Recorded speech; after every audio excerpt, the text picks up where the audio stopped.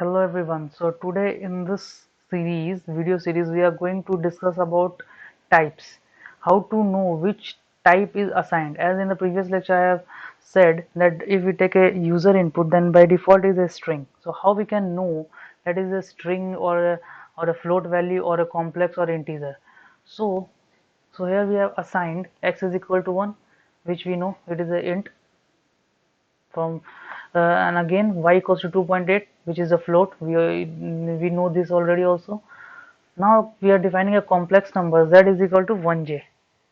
Now in Python, how we can know whether it is a integer, float, or the complex? We know because we are doing this from the first standard, or we can say that a complex we are doing in the latter standard, but 1 2.8 we are decimal, and integer we are doing from the first standard. So in Python we have to use just a type which is predefined, and in the parenthesis, in the bracket, we have to pass the variable name. Simple. So print type x, type y, type z we have written.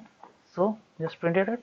So say this class, because it's basically a class. Type is basically a class in which we have passed the value and get which data type it is.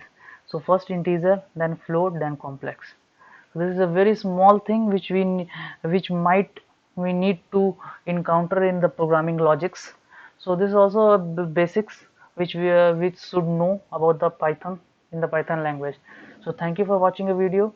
For more lectures, please subscribe our channel and like, share also. Thank you.